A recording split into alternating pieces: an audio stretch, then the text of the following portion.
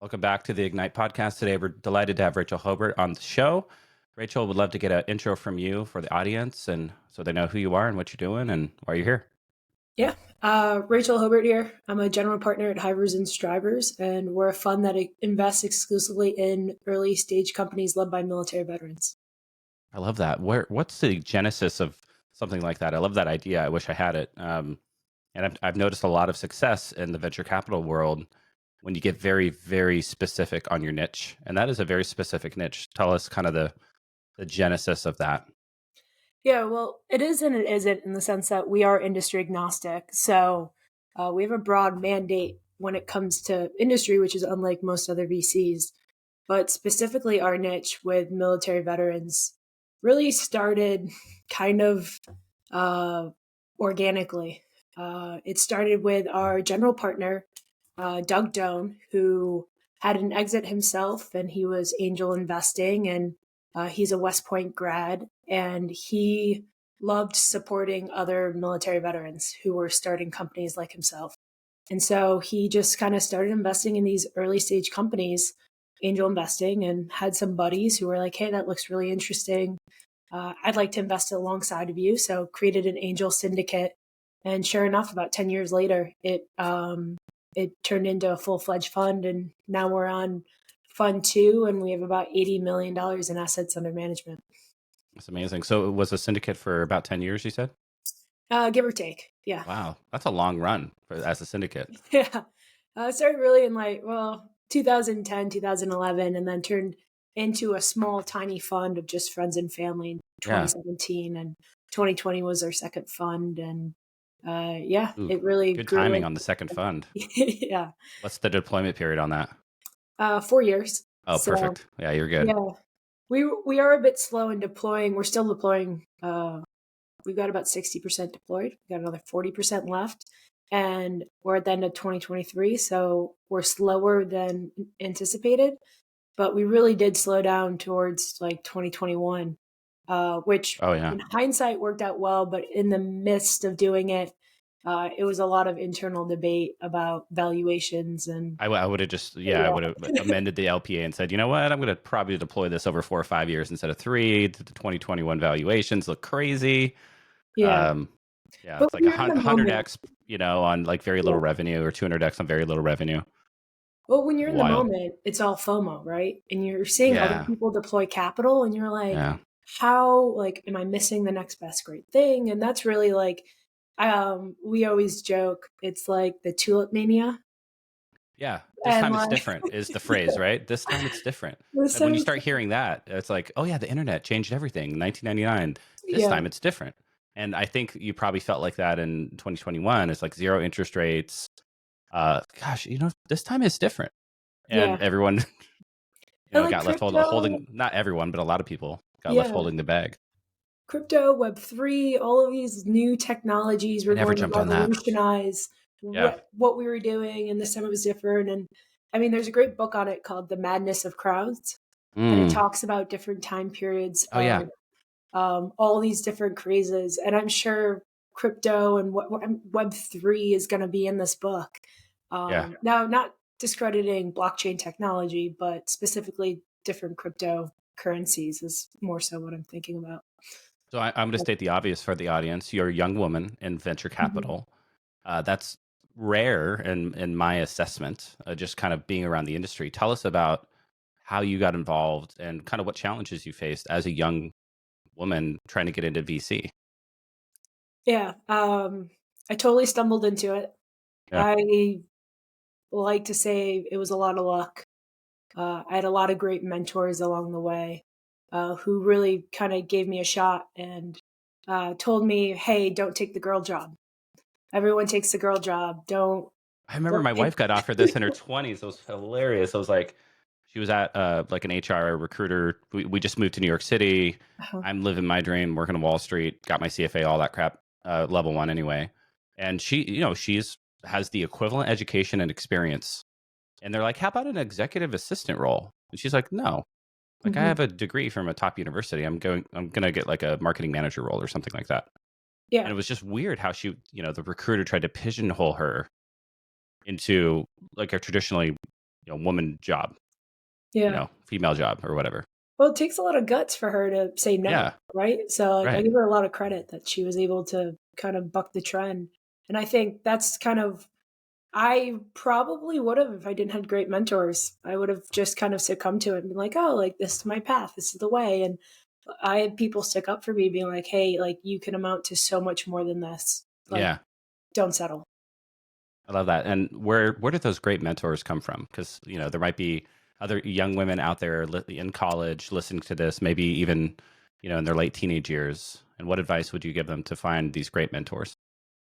Mm, I like to always find the smartest person or someone who I think is the smartest person, Yeah. and identify them and kind of turn to them and be like, "Hey, look, I will run through walls for you.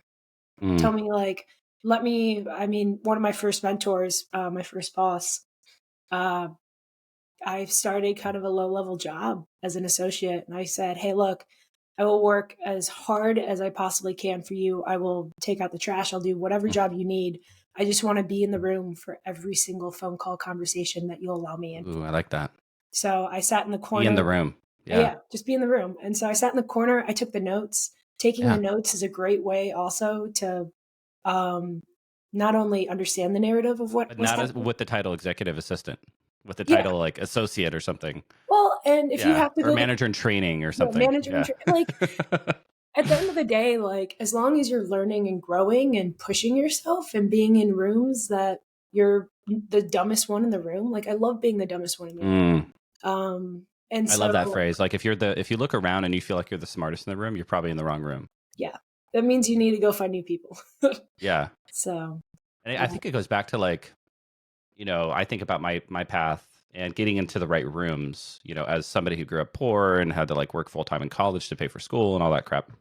And I remember it was in my 30s. I was getting really serious about my career finally, after like spending most of my 20s like fucking off and traveling around or whatever. yeah. Um, and I was trying to get into Berkeley for my MBA, and I knew if I could get in there, I'd be in the right room. And I worked really, really hard to like get the best GMAT score, write the best essay, tell the Mm, best story, have the best interview.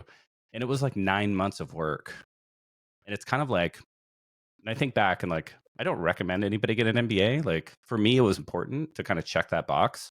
And mhm, I talk to students all the time or potential students, but I think for me, like it was like a stamp of like, okay, he's smart enough to be in the right room. And I worked really, really freaking hard to get into that right room. And then mhm. all the other doors opened up because of all the hard work I'd put in previously to get into that room. Yeah, yeah, definitely. And that's, I mean, that's the benefit of getting an MBA is that it's an automatic ticket usually So, into yeah, pretty much. Yeah, my um, career went like up and to the right after that. And then I, yeah. of course, left and now do venture, but we could get into that. Um, it And how was many like, it's like retiring. yeah. How much of your MBA do you use in venture? Oh man, I'd love to say none of it, but I don't think that's exactly true. I think it gives you lots of frameworks and ways of looking at things. Mhm. Um, but I think if I had to, kind of nail what makes me a unique investor, it's not the MBA because that's pretty standard. I think it's all the experiences of doing just about every job imaginable at every kind of startup imaginable, failing a lot, helping hundreds of companies scale on cloud, AWS, and Azure. I think that makes me somewhat unique. And I mean, there's plenty of wrong ways to do venture, but there's no right way either. Yeah. There's lots of right ways. And that's why it's interesting to talk to people like you that have a very particular niche that you're focused on. So tell us about, over that 10-year span of investing in military veteran founders, kind of what is the return over the the standard portfolio construction? Do you feel like it generates outsized returns, or is it just like a heartfelt thing that you want to do because it just feels good, or is it both? Yeah. So it's definitely both. And if it wasn't generating outsized returns, I'd turn it into a nonprofit, right? Yeah. It's just it wouldn't make sense. But no, I mean like our fund too. We've got I mean it's still I hate calling out like performance on a VC fund that's only 3 years old. Yeah, it's Right marked now up and stuff. Yeah. we have already one exit. We've got 250% IRR. We're like Wow. on track to at least 3x MOIC. Now there's a few positions we have to exit, which is no small task. But based off of kind of the last round of funding, that's where we stand. And with that, I mean, we have seen that military veterans do generate outsized returns compared to their peers. And there's a number of factors to that that you can kind of question. But really, what we've done with the fund is we've created this incredible network surrounding supporting our military veterans. And what we're trying to prove is that military veterans in the media are portrayed as wounded warriors or homeland Right. vets. And Yeah. coming from the civilian perspective, I was exposed into this world and was like, wait, this isn't what you're reading about in the media.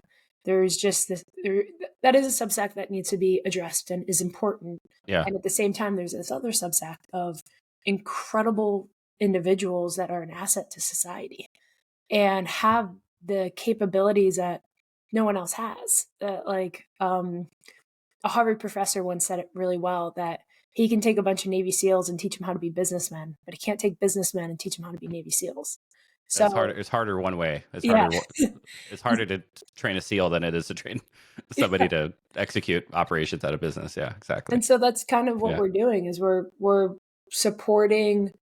A lot of these guys come from very non-traditional backgrounds and have that diversity of thought. They're not cookie cutter. Yeah. Went to an Ivy League, got an MBA from Wharton, started here, started there. Like, did buy side, sell side, private equity, then started my own. Like, it's like there's such diversity in these guys that we see in deal flow that is really important to innovation. And so that's kind of what we're seeking. And then the innovators necessarily don't have the access to capital or a network. And that's what we're trying to provide and bridge that gap. Right. Yeah. So, Yeah. and What then are some of those common characteristics when you think about, when you're a standard, VC investor, you're kind of looking for these characteristics in the founders. How does that change when you're looking at a military veteran, or does it change? it does change. There's some innate, like military veterans. I will make broad generalizations here, and it's also really fun. Different branches differ as well, Yeah. and there's patterns that you'll see. But I would say first and foremost, it's integrity. I mean, under promise, over deliver is across the board what a lot of these guys what and they hate talking about themselves. They hate media, Mm, and sometimes that's a detriment to the company because the founder needs to be the face of the company. He needs to go out there and right. talk about it. But a lot of times the founders, my favorite is finding the guys that have that mix of humility and ego, right? You kind of have to be Yeah. crazy enough to start a company, but then have the humility that you'll respond to feedback and be coachable and understand where you might be wrong. And so finding Yeah. those guys, and then also they're great at teams, right? They build great teams, and you find people who are really good at other people. They can identify the best in the room and then bring them onto the team and then build a great company from there. You were never in the military, and you somehow fell into this fund that invests in military veterans. So tell us about your journey into that. You kind of said you got lucky and you fell into it, but let's dig into that a little bit. Yeah. Yeah. So I grew up in inner city Chicago. The military was not necessarily popular to go down that track. We had one guy from our high school go to West Point, and we were to go play football. And we're like, why Oh, would wow. you go join the military? That's the stupidest thing in the world. Like, that's my background that I grew up in. Yeah. And I was investing kind of for an early stage family office And that's how I got into early stage venture. And I met Doug Doan, our GP, and we were syndicating deals together and working together. And he had just created this incredible culture from around military veteran investments. And what I saw in it was something that I'd never been exposed to previously. And I loved working with a few of the entrepreneurs were just stellar. Yeah. It's like, why hasn't anyone discovered this before? This is incredible. Right. And being a civilian, what I saw was there are a lot of military vets talking about military vets to other military vets. Mm. And not that that's wrong. I just think you need to bring in more civilians into the world to see what I also saw. And so that's kind of what I'm trying to do, is I'm trying to bridge that gap between where I came from and where most people are and this world of these military vet entrepreneurs. And I just got really lucky along the way of working with great people. And Well, even working at a family office, how did you happenstance into that? Because that's another like lucky break. Yeah. Try to dig down to all the lucky breaks here. Yeah. Like all the things that have to line up. I'm sure there will be lots of 20-somethings watching this going, how do I break into venture? And generally my advice is when somebody reaches out, I'm like, don't break into venture, go start a company. Yeah. And then do venture later. Go get some experience so you can be a better investor. But there's no wrong way. Like there's lots of amazing investors like you that that started really young and just kick ass at it. So there's no wrong path, right? Yeah, and I would say first and foremost, like, be curious in venture. Like there's so many times where I come across a company and it's like, once you drill down into, like, you ask why 5 times, you're like, why is the market this way? Okay, don't take that and then drill into that answer and drill into that answer. And then finally you get to the premise of it. You're like, wow, like either this is an incredible company or I don't necessarily have gumption that this will work. Like, now, do you kind of like? I think so much of what I do, because I look at so many decks every month, right? Because I'm a more high volume investor, and we can talk a little bit about our strategies.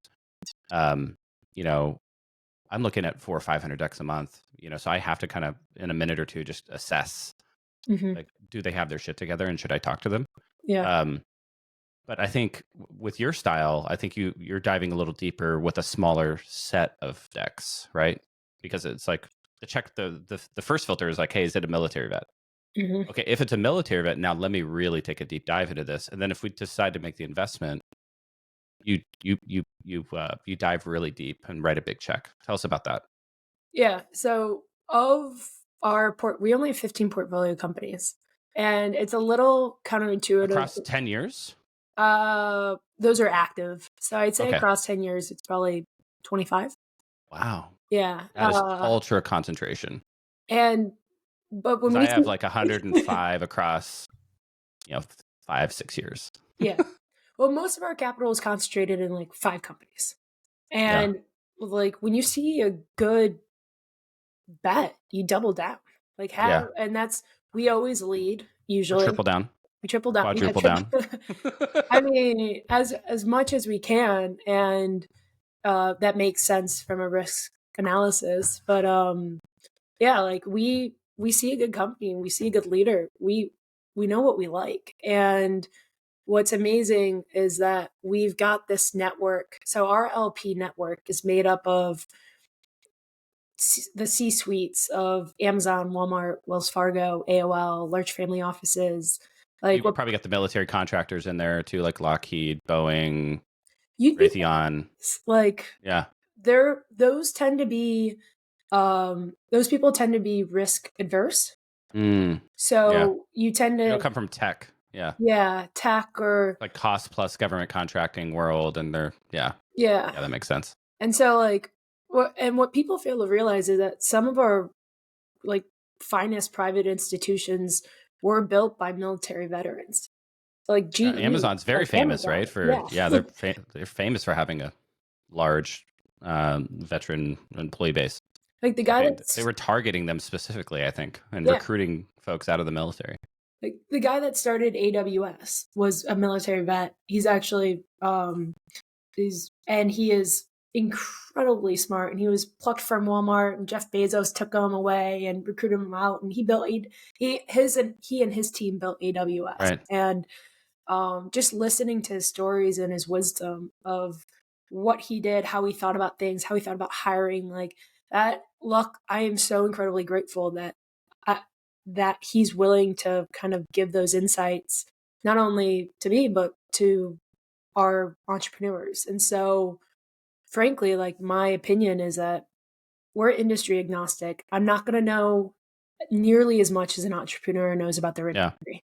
But my job is to leverage our LP network and be a broker or facilitator of wisdom from the guys that do know. So go find those industries. And that's where we don't invest in companies that we don't think we have expertise in from our LP network.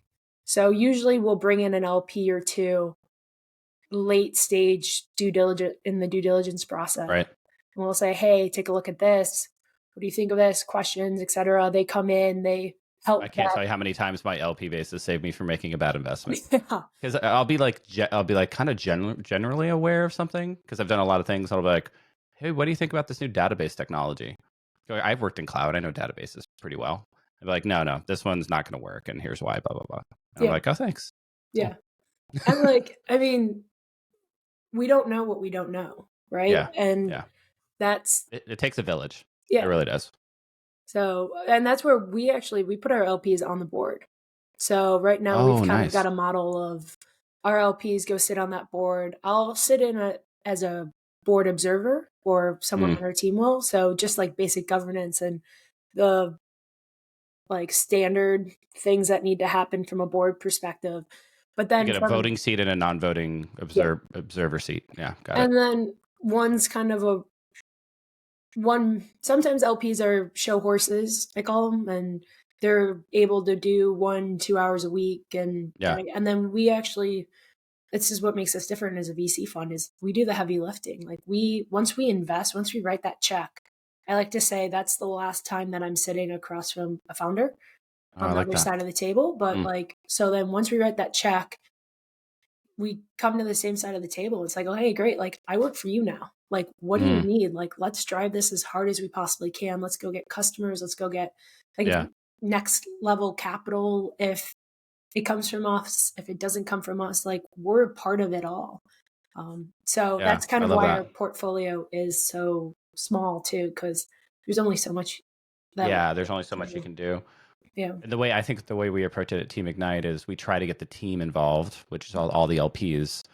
And so I do all the hard work of reading all those updates and figuring out like how can we help and who can help, and it takes a lot of my time on the weekends. Well, it's really hard too, because like you don't want to burn out your LPs. Like I don't. Right. I try not to call them all the time, and I get asks, and sometimes those asks aren't the right ones. So you say, hey, like go back, think about this. Maybe we rejig XYZ, or and it is a lot harder than it initially looks. So tell us about sort of the impact of venture capital, right? Because a lot of people talk about VCs are evil money grabbers or whatever, but it feels like from this perspective at least, it's helping military vets have fulfilling, rewarding, job creating businesses. Tell us a little bit more about the societal impact of a venture firm that focuses on vets. I thought the same thing about VC. I'll tell you a story. I interacted with VCs back in my MBA program, and I was thinking about it as a career at the time. I'm like in my mid-30s or whatever, and I'm like, gosh, you guys are a bunch of blowhards. I don't think I want to be like you. And so it kind of probably set me back on my VC career like 5 years, because of that experience. What made you change your mind? I had a friend. He was like, hey, you should probably get started if you think you might want to do it. I always thought I'd do it like in my 60s, as a retirement job. And he goes, oh, you're going to make a lot of mistakes. You should get going now. And he was in corporate VC now at the time. Now he's at a big fund. He's going to be on the podcast pretty soon. And I'll share that story with him on the podcast. But and he was right. So I got started as an angel sitting on investment committees and stuff like that. Um, and then I was helping a friend do some syndicated deals in his fund, raise his fund. And then I was like, yeah, I'll get a job in venture, right? Somebody give me a job. And I wasn't as lucky as you were to fall into a fund, or I just had to start my own thing. Mainly because I'm impatient and sort of unemployable, so. Hey, that's how all the greatest companies start, by the way. So Yeah. all the best entrepreneurs. Yeah, exactly. Oh, that's interesting. Yeah. I mean, and I think venture is changing. It With the is. amount of money that flowed into venture in 2021, 2022, and then you're going to start to see, I think it's going to vertically integrate. You're going to start to see companies kind of get in earlier. We're already seeing it. You get in much, much earlier. I think it's kind of the rise of the incubator accelerator studio. Yeah. Right. So you're getting like Launch and 500 and definitely YC and Techstars. They've been doing it a long time, but you're seeing a lot more of these 5-7% deal kind of write a 100K check, dealy think kind of thing, or incubate something at a studio, which has a very successful model. But the way I view it is, 10, 15 years ago, we didn't have a professional angel, right? AngelList only came out 10 years ago. And I think that was a side effect. I'd love to get your thoughts on it, but here's how I view history: is when cloud, first the internet, but really cloud came along. I think it enabled this sort of proliferation of software startups, right? It accelerated software eating the world, as Andreessen said. So it lowered the barrier. It used to be $5 million to set up a website, a .com, back in like the late 90s. And then all of a sudden now it's basically free. And so now you could go figure out what people need and go solve that pretty easily and get off the ground with a small friends and family round. And I think what we're seeing is a continuation of that into later and later rounds where great companies need less and less capital over time. I've said this on the podcast, but I'm running into companies that have $1 million of ARR and no employees, just a couple co-founders. I think that's another AI accelerating software creation and automating everything about, value creation. But would love to get your thoughts on all that. Well, that's what I'm really excited about, is to kind of see and to see how AI completely makes everything more efficient. And I think I'm seeing it in our industry that these big VC funds, we're a small team. We've got very little overhead. And I'd be really nervous if I was running a big, multi-$100 million, billion-dollar fund. Adequately and efficiently deploying that amount of capital across the industry is just super hard. And I think we're seeing this new wave of micro VC, because you need lots of little firms like ours, like you and I, to deploy the capital efficiently in these earliest stages. Yeah. And to find all the little niches of alpha, as it were. Yeah. And to me, the 2 and 20 model doesn't work, right? You have to align interests and skin in the game. And I mean, you look at some of I'm thinking like a 3 and 30, 3 and 30 model. That sounds great. But you don't need much overhead to run a fund. You have, you rely on your network. You rely on, that's how we get most of our deal. The best deal flow that we've received is word of mouth. And 100%. That so amp up your network and really start to get out there, especially post-COVID. There's just so many opportunities. You don't need that many people. Your analysts and associates, you don't need a whole massive team. It's pretty simple. And especially in early stage, I mean, you can get really capital efficient. And I've seen some other funds do this where they actually pull back on their management fee. They'll go 1.5%, call it. And then they go, but after we hit the 3x hurdle rate, we're going to go to 30% on the carry. And just so they're basically trading off. And the LPs go for it because they're like, oh, great. You're going to go deploy more capital and you're going to do it more efficiently.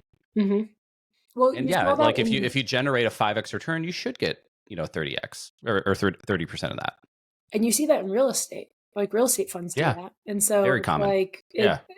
I always like to say, there's no new idea in this world. It's just a pattern of something else that has been out there. And then you just kind of bring together all the pieces to create that puzzle. And so this is not a new idea. This is just, and venture, I think, is starting to shift that way.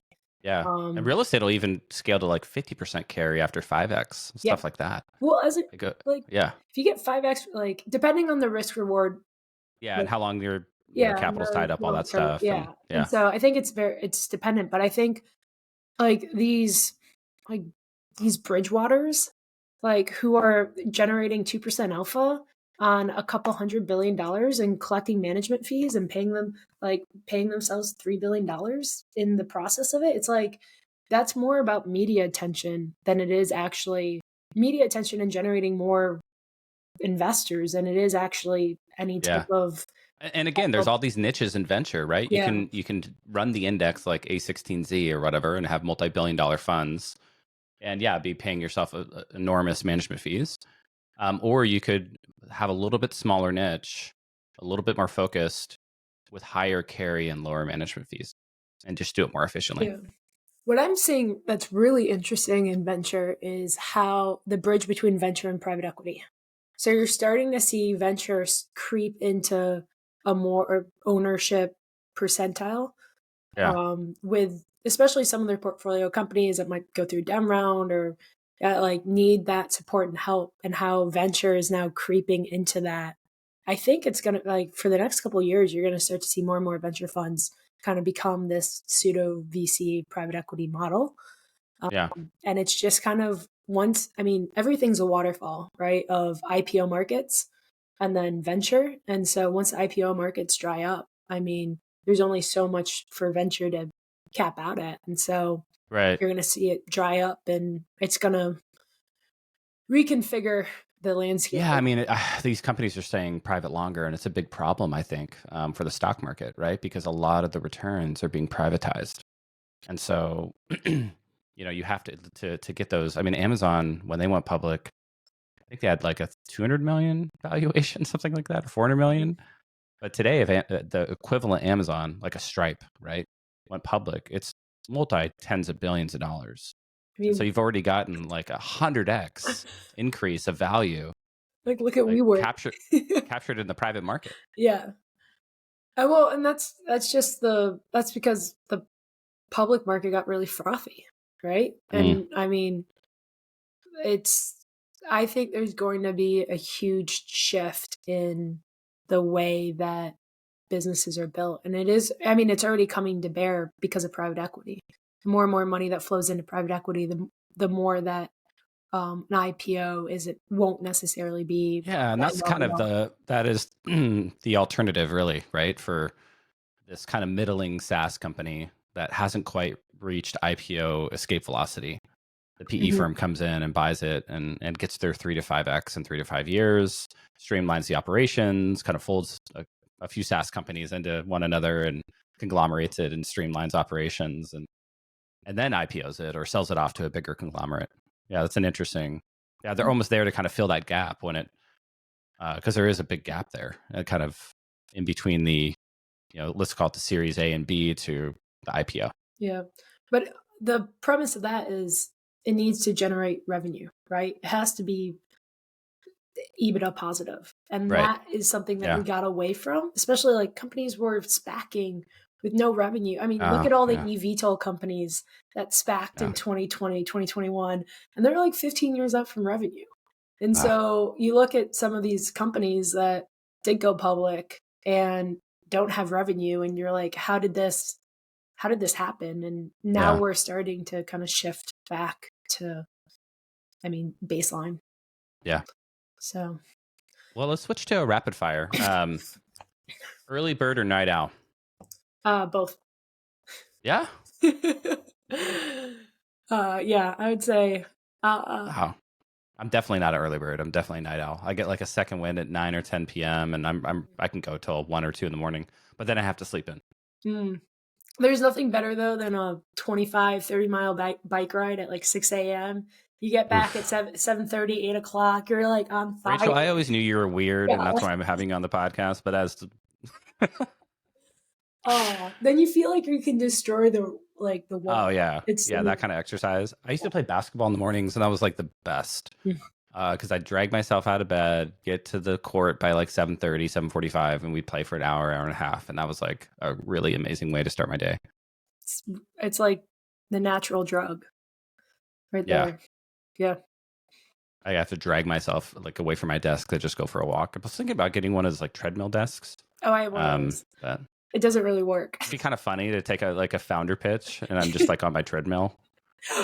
Yeah. Tell me about your startup. Yeah. Just walking. Maybe I'm not quite that eccentric yet, but I'm getting there. One book every entrepreneur should read. Made in America by Sam Walton. Oh, I haven't heard Really of that. great. I mean, I've heard of it, but I haven't read it. He's, I think, one of the greatest I mean, look at the Fortune 1 company he's built. It is by not like bar none today one of the most important companies out there, and he really and he just left OpenAI, right? I'm just joking. like, Sam Altman. Same first name. No, I mean, honestly, Sam Walton knew his customer inside and out and had a work ethic like a horse and was just humble. I mean, drove around like an old pickup truck and kept life very simple. And it's just what he built and like his curiosity. Like he would go into other like Kmart's and he would talk with a recorder to the competitors and they would openly talk to him about like what worked, what didn't work. Because he just had such a disarming way to go about it. And I wish I would have met him. That's so cool. He's like... I love business biographies or just biographies about amazing people. Yeah. Autobiographies. That's like my favorite genre, I think, to read. I'm reading my father-in-law. He's going to be on the podcast. And I'll let you know when it drops. He is retired sergeant major and he lives with us. And he just wrote a book about his like 50-year military career, which I'm proofreading for him right now. It's just amazing. It's like his biography about being in the military. Oh, I'd love to read that when it comes out. Yeah. Yeah. Okay. He's getting it approved by the the NSA and CIA or whatever right now. Yeah, just to make sure there's nothing top secret in there. But Elon Musk's Walter Isaacson? Oh, the Walter Isaacson one? Yeah. Not yet. Oh, that one's good. That's on the list. Yeah. He's such a polarizing figure, right? I mean, Elon, like sometimes you bring him up in some company and they'll be like, he's the worst guy in the world. Well, and that's what Walter Isaacson does so well in all of his books is it's just, he gives kind of, hey, this is what this person thought. This is what this person thought.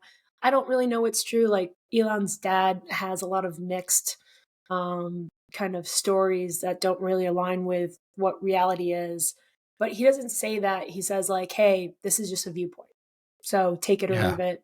I'll leave it to you as a reader to figure out. So that's what I love about Isaacson's work. He lets us kind of think about it. So yeah, I mean, I read the Jobs the biography like everyone else, 10 years ago, and that was really good. So I'm looking forward to that. And he wrote another one. Oh, another famous. He wrote one on Kissinger. I haven't read that one. Yeah. One just about the start of the internet. I mean, all of Isaacson's books are top notch. Yeah, he spends years and years interviewing everyone, and imagine the work that goes into that. I tried to write a book I'm almost finished about AI and investing, and it's a lot of work, man. I'm like 9 chapters in, and it's a ton of work. I don't know how people do it. They say what? A page a day. A page a day. Yeah, a page a day. If you could have dinner with a historical figure beside Sam Walton, who would it be? Ulysses Grant. Oh, interesting. Tell us more. Is probably the most humble, non-charismatic leader I've read about. And I would say a huge reason why the U.S. was able, after the Civil War, to come together, because he just wasn't an asshole. He just, he beat Robert Lee. He didn't rub it in his face that, like, hey, I beat you down in there. Allowed him to save face and go home. And like, hey, no, we're going to play the song of the Confederates as I think he even said of Lee that he was the finest general in all the world.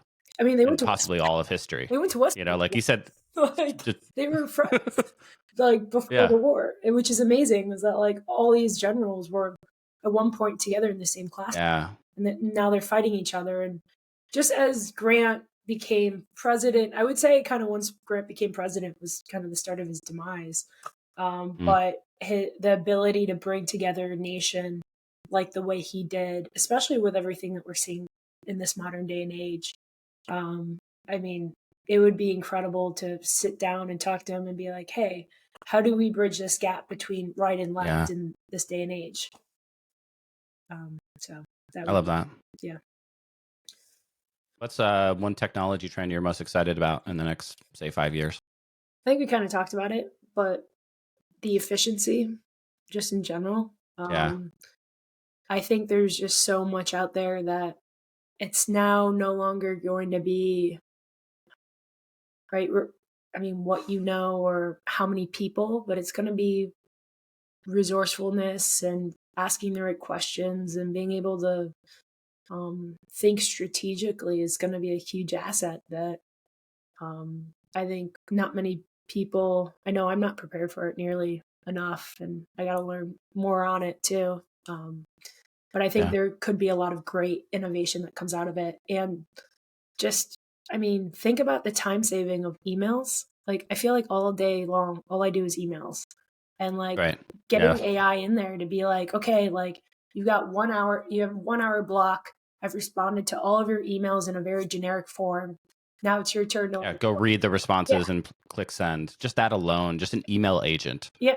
To just, I'm really excited by this concept of like a chief of staff, PhD level, like large language model assistant that can read everything that I've ever written, ever read, know what I'm trying to accomplish, who I am, all the context, and then just go in and say, hey, based on your framework, we had these 10 or 15 decks sent to us today. These two, I think you should go meet. Yeah. And just that, and I've already reached out to them, by the way, and scheduled appointments for you. And then, hey, this other meeting on your books, I looked into it. It's actually not worth your time. So I canceled that. Yeah. And then, I read all like 1,000 emails you got in the last 24 hours. Like, this podcast isn't worth your time. You can't do it today. Like, do it next month. Code for AI in the future. This podcast is not worth their time. Oh, that's funny. Yeah. I'm so excited about just how efficient the human race is about to be in the next 5 to 10 years, and our ability to create is just getting accelerated so dramatically, unlike any other time in history, obviously. Yeah.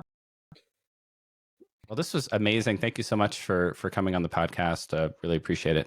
No, happy to join, and love the conversation. I think, we'll do it again in probably a year or two, and just see what's new, and you'll probably be on the next fund, and Well, we'll see. Fingers crossed. Goal is to return capital first. So right. That's can't return markups. Yeah, exactly. I mean, you have to in of itself prove your thesis. And so if I can't return capital, then how do I know what I'm doing actually works? So there's always needs to be that. I mean, to me, it's that inner dialogue of like, I believe in what I'm doing. I truly do. But if the market's trying to tell me something else, I'll listen to it. So, Thank you. Thanks for the time. Thanks, Rachel.